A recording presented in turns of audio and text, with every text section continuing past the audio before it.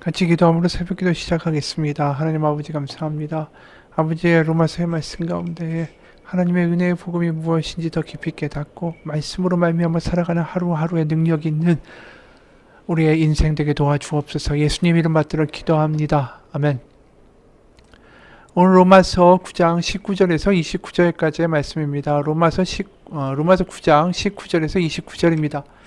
혹 네가 내게 말하기를 그러면 하나님이 어찌하여 허물하시느냐 누가 그 뜻을 대적하느냐 하리니 이 사람아 네가 누구이기에 감히 하나님께 반문하느냐 지음을 받은 물건이 지은 자에게 어찌 나를 이같이 만들었느냐 말하겠느냐 토기장이가 치는 한 덩이로 하나는 귀 있을 그릇을 하나는 천 있을 그릇을 만들 권한이 없느냐 만약 하나님이 그의 진노를 보이시고 그의 능력을 알게 하고자 하사 멸하기로 준비된 진노의 그릇을 오래 참으심으로 관용하시고 또한 영광 받기로 예비하신 바 긍휼의 그릇에 대하여 그 영광의 풍성함을 알게 하고자 하셨을지라도 무슨 말을 하리요. 이 그릇은 우리니 곧 유대인 중에서뿐 아니라 이방인 중에서도 부르신 자니라. 호세아의 글에 또 이르기를 내가 내 백성 아닌 자를 내 백성이라 사랑하지 아니한 자를 사랑한 자라 부르리라. 너희는 내 백성이 아니라 한 그곳에서 그들이 살아계신 하나님의 아들이라 일컬음을 받으리라 함과 같으니라. 또 이사야가 이스라엘에 관하여 외치되 이스라엘 자손들의 수가 비록 바다의 모래 같을지라도 남은 자만 구원을 받으리니 주께서 땅 위에 그 말씀을 이루고 속히 하시리라 하셨느니라. 또한 이사야가 미리 말한 바 만일 만군의 주께서 우리에게 씨를 남겨두지 아니하셨더라면 우리가 소돔과 같이 되고 고모라와 같았으리로다 함과 같으니라. 앞서서 분명히 하나님이 택하심이 있다. 하나님의 어떤 에서와 야곱의 자식인 에서를 하나님이 미리 택점하신 것, 이런 것도 다 이유가 있다. 그럼 이제 이렇게 반문할 거라는 거죠. 그 논리가 계속해서 연결되는 것입니다. 19절 세 번역입니다. 그러면 그대는 내게 이렇게 말할 것입니다. 그렇다면 어찌하여 하나님께서는 사람을 책망하시는가? 누가 하나님의 뜻을 거역할 수 있다는 말인가? 어제와 연결되는 질문이죠. 하나님이 다 정해놓으시고 누구는 택하기로 누구는 버리기로 이렇게 예정하셨다면 어떻게 그렇게 해놓으시고 하나님이 그 사람에게 책임을 물으실 수 있는가? 이렇게 따진다라는 거예요. 이에 대해서 20절에 말합니다. 오 사람아 그대가 무엇이기에 하나님께 감히 말대답을 합니까? 만들어진 것이 만드신 분에게 어찌하여 나를 이렇게 만들었습니까? 하고 말할 수 있습니까? 토기장에게 흙 한 덩이를 둘로 나누어서 하나는 귀한 데 쓸 그릇을 만들고 하나는 천한 데 쓸 그릇을 만들 권리가 없겠습니까? 하나님께서 하신 일도 마찬가지입니다. 그러니까 하나님이 예정하신 대로 다 이루어지는 각본이 써 있는데 꼭두각시인 인간에게 어떻게 책임을 물으시느냐라고 하는 주장은 이 하나님의 마음과 하나님의 경륜을 이해 못하는 것이다. 그러니까 이 토기장이 앞에선 진흙과 같은 존재로 아무것도 하나님의 큰 뜻을 알 수가 없다. 그런데 어떻게 이렇게 하나님이 불공평하다라고 이야기하는가? 왜냐하면 여기 나와 있는 이 항변에 대한 인식은 뭡니까? 하나님이 다 예정해 놓고 마치 꼭두각시처럼 사람들을 부리며 결국 멸망하기로 된 자들은 결국 하나님이 어떻게든 멸망시키시고 택할 사람은 다 택하시고 이렇게 하면서 사람에게 책임을 물을 수 없는 일을 하시는가? 그게 아니라는 거죠. 하나님은 다시 말해서 이 사람은 구원을 받고 이 사람은 저주받으라고 다 정해놓고 각본을 짜시고 인간을 가지고 노시는 하나님이 아닙니다. 왜냐하면 애초에 각본을 가지고 하나님이 모든 걸 하시는 분이시라면 왜 굳이 이스라엘같이 정말 별 볼 일 없고 충성심도 없고 의리도 없고 믿음도 없고 게다가 세상 가운데 가장 연약한 민족을 선택하셔서 마음고생을 하시는가라는 거예요. 하나님이 다 정해놓은 각본대로 하신다면 충성되고 의리 있고 아주 하나님 말씀에 칼같이 반응하는 그러한 민족, 강한 민족을 선택하셔서 하나님이 마음 썩으실 일 없도록 애초에 각본을 쓰시면 되지 않습니까? 그런데 왜 이런 말도 안 되는 노예에다가 이 그냥 목이 굳은 이런 교만한 백성을 출애굽시키시고 불평을 참아주시면서 마음고생을 하시면서 가나안까지 그들을 이끌어 가실까? 이게 각본에 만약에 있다고 하면 이렇게 쓰는 각본 작가가 어디 있겠어요? 애초에 이렇게 하지 않지. 사랑할 만한 일을 애초에, 그리고 믿을 만한 일을, 신뢰할 만한 일을 선택해서 그 일을 해 나가는 것이 당연한 각본 쓰고 이야기를 전개해 나가는 사람의 기본적인 전제 아닙니까? 아니 뭐 언제 튀어나갈지도 모르고 언제 뭐 되돌아갈지 모르고 언제 반항할지 모르고 언제 배신할지 모르는 이들, 그들을 가지고 뭔가를 해나간다는 건 굉장히 리스키, 위험한 일이고 마음의 상처를 입는 거죠. 말도 안 되는 바람나는 남봉꾼을 끝까지 사랑하겠다, 내가 그래서 사랑을 이루겠다, 그것만큼 어리석은 이야기가 어딨어요. 세상에서 그런 사람이 있다면 야 일찌감치 포기하고 아이 야새 출발해 이렇게 이야기할 거 아니에요. 근데 하나님은 그런 말도 안 되는 남봉꾼 같고 바람꾼 같고 음녀 같은 이스라엘 백성을 가지고 하나님의 이야기를 써 내려가겠다라고 하신다라는 거죠. 이게 과연 하나님이 그냥 다 정해놓고 사람을 꼭두가시처럼 부리는 하나님의 모습인가? 아니라는 거죠. 하나님이 오히려 이들을 사랑하면서 결국 마음에 얼마나 상처를 입고 마음 건데 얼마나 힘드셨어요. 그래서 18절에 보면 그러즉 하나님께서 하고자 하시는 자를 긍휼히 여기시고 하고자 하시는 자를 완악하게 하시느니라. 이게 뭐 완악하게 할 사람과 긍휼히 여길 사람을 이미 구별하셨다는 뜻이 전혀 아니에요. 우리가 이스라엘 백성을 보면 이들이 얼마나 악합니까? 이들이 연약한 거에다가 더 문제는 악하기까지 하죠. 그런데도 하나님이 그들을 이끌어 가시는 것을 보면 하나님이 이미 예정하셔서 악한 일은 벌하겠다, 넌 태어날 때부터 악하게 태어났다, 이렇게 하시지는 않는다라는 것이죠. 하나님은 우리가 보면 아는 게 구약에서 요나서를 보게 되면 이 아수르의 수도 니느웨에 가서 요나가 외치죠. 회개하라고. 그랬더니 니느웨 왕이 갑자기 자기부터 밑에 모든 백성 짐승에게까지 다 베옷을 입고 죄를 뒤집어 쓰고 회개하라. 그래서 회개가 벌어지죠. 그리고 하나님이 그 니느웨 성을 멸망시키는 것을 마음을 바꾸신다. 그래서 요나가 그것 때문에 열받은 거 아닙니까? 어떻게 저런 악한 백성 하나님 회개한다고 해서 용서할 수 있습니까? 요나의 생각에는 저들은 악으로 멸망으로 심판으로 예정되어 있어야만 하는 존재들이라는 거예요. 근데 하나님이 그렇게 하지 않으시잖아요. 그러니까 이게 하나님이 어떻게 불공평하다고 하실 수 있어요? 하나님이 어떤 각본 가지고 다 악한 이는 끝까지 악할 것이다, 이렇게 하나님이 만드셨다라는 것을 우리가 주장할 수 없는 게 요나서의 이야기라는 거죠. 근데 반대로 똑같은 제국이에요. 아수르도 제국이죠. 애굽도 제국이에요. 파라오에게는 누가 갔습니까? 그러니까 니느웨 아수르 왕에게는 요나가 갔고 애굽의 왕인 파라오에게는 모세가 갔죠. 똑같이 우리를 보내라고 이야기했어요. 근데 끝까지 마음을 바꾸지 않고 결국 그것 때문에 10가지 재앙으로 애굽이 초토화되는 일이 벌어지는 거죠. 그러니까 하나님이 악인은 계속해서 악하게 놔두시겠다가 아니라 언제든지 돌이키면 살리라가 하나님의 기본적인 마음이에요. 그래서 하나님의 자비가 그게 하나님의 자비가 택하십니다. 하나님의 택하심이라는 건 뭐냐면 누구에게나 하나님의 자비와 오래 참으심으로 돌아오기를 기다리시는 하나님의 마음이 있다라는 거죠. 그래서 하나님의 택하심은 항상 열려 있다라는 거예요. 자비롭다라는 거예요. 닫혀 있는 것이 아니다라는 거죠. 그래서 요나서 4장 10절, 11절 보면 이렇게 말씀하시는 거 아닙니까? 여호와께서 이르시되 네가 수고도 아니하였고, 요나에게 하시는 말씀이죠. 재배도 아니하였고 하룻밤에 났다가 하룻밤에 말라버린 이 박넝쿨을 아꼈거든. 하물며 이 큰 성읍 니느웨에는 좌우를 분별하지 못하는 자가 12만여 명이요 가축도 많이 있나니 내가 어찌 아끼지 아니하겠느냐. 이게 하나님의 마음이시다라는 거죠. 그래서 긍휼히 여기고자 하시는 자를 긍휼히 여기시고 또 완악하게 또 하는 자는 완악하게 두신다. 이 이야기는 뭐냐면 하나님은 계속해서 어제 말한 대로 이 변화와 회개와 돌이킴의 기회들을 계속 사람들에게 주신다라는 거죠. 우리가 본 것처럼 애굽에는 모세를 보내서 돌이킴의 기회를 주신 거고 니느웨 아수르 왕에게는 요나를 보내서 돌이킴의 기회를 주신 거 아닙니까? 그냥 한꺼번에 다 멸망시킨 것이 아니시지 않습니까?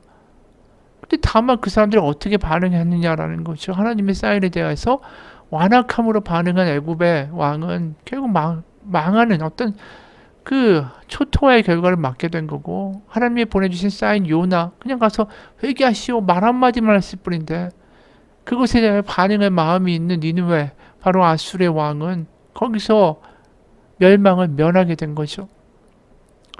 그러니까 어떻게 보면 우리는 하나님의 계속적인 어떤 구원의 계기들과 하나님의 어떤 지속적인 사인들을 우리 가운데 주시는데, 그거를 알아들을 수 있다면, 우리의 마음이 부드럽다면, 하나님 앞에 우리의 겸손함을 인정할 수 있는 마음이 될 수 있다면 하나님의 사인은 항상 들리게 돼 있어요. 우리가 설교를 들 때도 마찬가지예요. 우리가 아무리 하나님의 말씀을 선포된다고 하더라도 누군가의 마음 가운데는 그것이 확 들어와서 그것 가운데 자복하며 돌아가는 사람도 있고 아닌 사람도 있다라는 거 아니에요? 그러니까 하나님은 계속해서 말씀과 하나님의 구원의 길을 계속 주세요. 근데 그것을 귀를 막고 자기 스스로 마음을 더 완악하게 만드는 사람들이 있다라는 거죠. 십자가도 마찬가지예요. 하나님은 십자가에서 다 이루었다, 다 주셨다라고 했어요. 하나님이 그 십자가보다 더한 일을 어떻게 하시겠어요? 그 아들 예수 그리스도를 십자가에 못 박아 죽이기는 일은 하나님이 그 신으로서 할 수 있는 최후의 일이에요. 다 하셨다, 다 이루었다라는 거예요. 그 하나님은 지금도 그 십자가를 세상 가운데 계속 내밀고 계신 거예요. 오래 참으시는 거예요. 돌아오라고. 세상을, 예수님을 죽인 세상을 얼마든지 멸망시키고 징벌하고 심판하실 수 있지만, 그럼에도 불구하고 하나님 세상을 침판하지 아니하시고 기다리고 오래 참으시고 인자하시고 자비만을 하는 하나님이 계속해서 십자가를 내밀고 계세요. 근데 완악한 이들은 어떻습니까? 하나님의 모든 것을 다 바친 사랑에 대해 조롱하죠. 그래서 십자가, 야, 자기 아들을 뭐 십자가에 못 박는 신은 안 믿어. 그 완악함을 더 완악하게 만드는 거예요, 스스로가. 근데 십자가를 바라보면서 하나님 앞에서 깨어지고 자복하고 자신의 허물과 죄를 인정하는 모든 이들은 구원을 받게 된다라는 거죠. 하나님의 자비에 대해서 반응할 수 있는 사람은 구원을 받는 거예요. 하나님의 끊임없는 오래 참으심과 인자하심과 진실하심과 신실하심과 그것에 대하여, 하나님의 자비에 대하여 반응하는 사람은 구원을 받고 심판을 면한다라는 것이죠.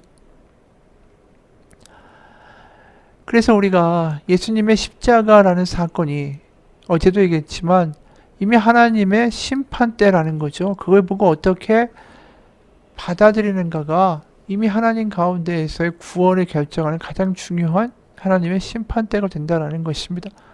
하나님은 자비로운 하나님, 자신의 사랑과 계획과 경륜을 다 드러내셨기 때문에, 자신의 모든 마음을 십자가에서 다 보여주시고 쏟아 부으셨기 때문에, 하나님의 자비하심이 다 있기 때문에, 우리가 십자가를 보면서 우리는 분명하게 알죠. 하나님이 무슨 사람을 꼭두각시로 갖고 노는 하나님이 아니다. 정해진 각본대로 막 휘두르는 하나님이 아니시다. 기다리시고 참으시고 한 명이라도 돌이키라고 지금도 세상을 멸망하게 하지 아니하시고 여전히 참고 기다리시는 하나님이시다. 그게 22절이에요. 하나님께서 진노하심을 보이시고 권능을 알리시기를 원하시면서도 멸망받게 되어 있는 진노의 대상들에 대하여 꾸준히 참으시면서 너그럽게 대해주시고, 이게 십자가라는 거죠. 23절, 영광을 받도록 예비하신 자비의 대상들에 대하여 자기의 풍성하신 영광을 알리시고자 하셨더라도 어떻다는 말입니까? 그렇죠. 십자가를 내미시고 그 십자가에서 한 명이라도 돌아오도록 기다리고 계시고, 그리고 십자가를 영접하는 모든 이들이 하나님의 자녀가 되는 권세를 주셔서 24절, 하나님께서는 우리를 부르시되 유대 사람 가운데서만 아니라 이방 사람 가운데서도 부르셨습니다. 그렇죠. 우리는 하나님의 자비에 대해서 반응할 줄 아는 사람, 하나님의 십자가의 그 마음에 대하여 그분의 마음을 알아들일 수 있는 사람, 그 사람이 되기 원합니다. 그게 하나님의 자비의 이유고, 그래서 로버트 잉걸솔이라는 사람이 굉장히 유명한 무신론자였대요. 어느 날 무신론 강의 도중에 탁상에 시계를 꺼내놓고는 큰 소리를 쳤습니다. 내가 하나님께 5분만 시간을 주겠다. 내가 5분 동안 하나님을 저주할 텐데 그동안 나를 죽이기를 바란다. 내가 만약 죽지 않는다면 하나님 없거나 있어도 실패자에 불과하다. 그리고 5분이 지난 후에 아무 일도 일어나지 않으니까 인간은 승리자고 신은 실패자라고 외쳤어요. 이야기를 들은 어떤 목사님이 빙그레 웃으면서 이런 말을 했습니다. 과연 하나님이 실패하신 것일까요? 오래 참으신 하나님의 인내를 5분간으로 단축해 보려고 한 그 잉것솔의 시도가 패배한 것이 아니겠습니까? 그렇죠. 하나님 십자가에 그 아들의 모욕받고 수치받고 죽기까지 고난당하는 것까지도 참으신 하나님이에요. 그리고 지금도 여전히 십자가를 세상 가운데 내밀고 2000년이 지난 이 시간까지 하나님은 그 멸망과 심판의 때를 미루고 계시죠. 그게 하나님의 택하심이에요. 결국 하나님의 택하심은 십자가를 영접하는 자는 구원을 받는다. 그거죠. 하지만 그 택하심은 열려있는 거라고 얘기했습니다. 지금도 십자가는 세상을 향하여 계속해서 두 팔 벌리고 돌아오라. 돌아오면 살리라라고 말씀하고 있다라는 거죠. 그래서 사도 바울 이렇게 얘기합니다. 25절 그것은 하나님이 호세아 글 속에서 하신 말씀과 같습니다. 나는 내 백성이 아닌 사람을 내 백성이라고 하겠다. 내가 사랑하지 않던 백성을 사랑하는 백성이라고 하겠다. 너희는 내 백성이 아니다라고 말씀하신 그곳에서 그들은 살아계신 하나님의 자녀라고 일컬음을 받을 것이다. 바로 하나님은 뭘 얘기하십니까? 어떻게든 유대인 이외에는 구원이 없다가 아니라 유대인 아닌 사람까지도 더 품기 원하시고 한 사람이라도 더 하나님께 돌아오기를 원하시는 하나님이시다. 이 말씀 아닙니까? 바로 하나님의 그 마음, 우리를 멸망시키는 것이 아니라 어떻게든 구원하고 되돌리고자 하시는 하나님의 그 마음, 그 마음을 아는 사람이 되기를 원합니다. 사도 바울도 예수님 만나서 회심하기 전에는 예수님을 믿는 유대인들을 잡아서 핍박한 그런 괴수였죠. 그래서 이런 말도 한 거 아닙니까? 내가 전에는 비방자여 박해자여 폭행자였으나 도리어 긍휼을 입은 것은 내가 믿지 아니할 때에 알지 못하고 행하였습니다. 그렇게 사람을 죽이고 다니던 비방자, 폭행자, 박해자였지만 그럼에도 불구하고 자신을 구원하시고 회복시키시고 하나님을 알게 하는 건 오직 하나님의 은혜다라는 거죠. 바로 사도 바울은 그러기 때문에 하나님의 자비하심과 오래 참으심을 너무나도 많이 경험한 사람 중에 대표적인 사람이에요. 왜요? 자기는 그냥 사람을 핍박하고 죽이고 그러면서 자신이 율법을 지키는 그 앞잡이로서의 사는 인생이 옳다라고 여겼던 사람 아닙니까? 그럼 그 사람도 돌아오기를 하나님이 원하셨다라는 거죠. 그러니까 우리가 지금도 하나님은 사랑을 포기하시지 않는다. 지금도 돌아오게 하기를 원하신다. 그게 우리 가운데 복음이라는 것입니다. 복음은 예수 믿으면 천국 가고 예수 안 믿으면 지옥 간다가 아니라 복음은 지금도 한 사람이라도 돌아오게 하기를 원하신다. 그게 아버지의 마음이다. 그게 복음이라는 거죠. 그 아버지의 마음이 십자가에 있는 거고 거기 하나님의 자비와 긍휼과 오래 참으심이 가득 담겨 있는 거고 바로 우리가 복음을 복음되게 하는 거 아버지 집으로 돌아가는 겁니다. 그냥 예수 믿고 구원받고 예수 안 믿으면 지옥 간다 이런 기계론적인 이야기가 아니에요. 하나님과 그 자녀로서 살아가는 삶, 그 삶을 경험하고 받아들이고 그렇게 살아가는 아버지의 마음을 아는 돌아온 탕자의 삶을 살아내는 거 그걸 하나님이 이루기를 원하신다라는 거죠. 그게 하나님이 오래 기다리시고 오래 참으시는 이유라는 거예요. 브레넌 매닝이라는 영성 작가가 이런 글을 썼습니다. 그는 부모의 애정을 거의 느끼지 못한 유년 시절을 보냈죠. 그리고 하나님을 알기 위한 마라톤 같은 긴 여정, 결혼과 이혼과 거짓말과 위선의 시간들, 알코올 중독, 삶에 참 얼룩이 많았어요. 한마디로 실패한 인생이었지만 하나님의 은혜로 그 실패에서 회복이 됐습니다. 그런 그가 늘 하는 말이 있습니다. 제가 하나님의 눈에 사랑스럽게 보이는 이유가 뭘까요? 제가 1963년에 사제로 서품을 받았었기 때문인가요? 그래서 하나님이 그래서 저를 사랑하시는 걸까요? 아니면 은혜의 복음이라는 소식을 전하면서 전 미국과 전 세계를 돌아다니며 하나님의 말씀을 선포하기 때문일까요? 가난한 사람들에게 11조를 나누기 때문에 하나님이 저를 사랑하시는 걸까요? 알코올 중독자들 같은 사회 밑바닥에 있는 사람들을 위해서 일하기 때문에 에이즈로 고통당하는 환자들을 위해 일하기 때문에 하나님 저를 사랑하시는 걸까요? 아니면 매 2시간씩 기도하기 때문에 저를 사랑하시는 걸까요? 만일 제가 그렇게 믿는다면 저는 바리새인입니다. 그렇게 믿으면 선행 덕택에 제가 그리스도께 다가갈 자격을 갖고 있다고 느끼게 될 겁니다. 그러나 그럴 때마다 은혜의 복음은 저에게 말합니다. 브레넌, 네가 하나님의 눈에 사랑스럽게 보이는 건 딱 한 가지 이유 때문이야. 하나님께서 너를 사랑하시기 때문이야. 다른 이유는 없어. 바로 우리에게 근거가 있고 자격이 있는 게 아닙니다. 하나님이 우리를 받아들이고 돌아오게 하기를 원하신다만큼 우리에게 소망과 위로와 복음이 되는 게 없어요. 나의 가치에 따라 하나님이 받아주시는 게 아닙니다. 오로지 그분의 선하심과 사랑과 오래 참으심으로 나를 받아주시는 거 그게 복음인 거예요. 그 탕자의 아버지와 같은 하나님이 되어주심이 우리 가운데 복음이라는 것입니다. 그래서 그런 하나님의 마음, 탕자와 같은 그런 사람을 받아주며 끝까지 기다리는 그 아버지를 비웃고 조롱하고 우습게 보며 그런 신이 어딨냐라고 말하는 이들, 그런 이들, 결국 하나님이 그런 사람들에게 더 무엇을 하실 수 있겠어요?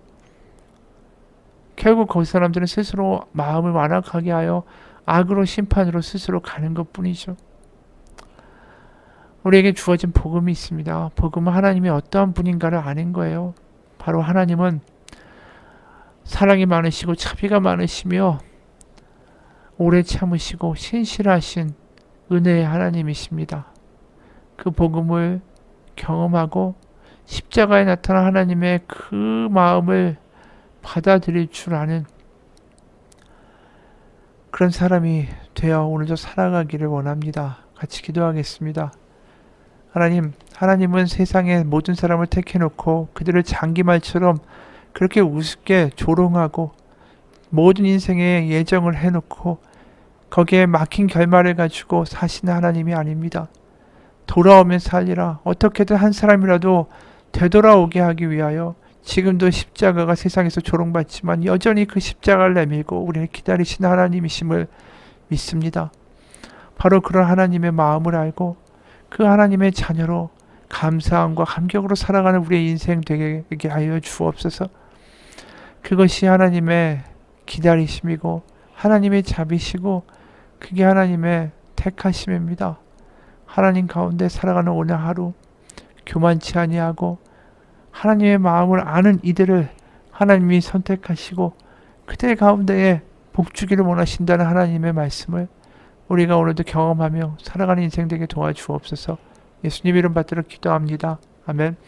하늘에 계신 우리 아버지, 아버지의 이름을 거룩하게 하시며 아버지의 나라가 오게 하시며 아버지의 뜻이 하늘에서와 같이 땅에서도 이루어지게 하소서.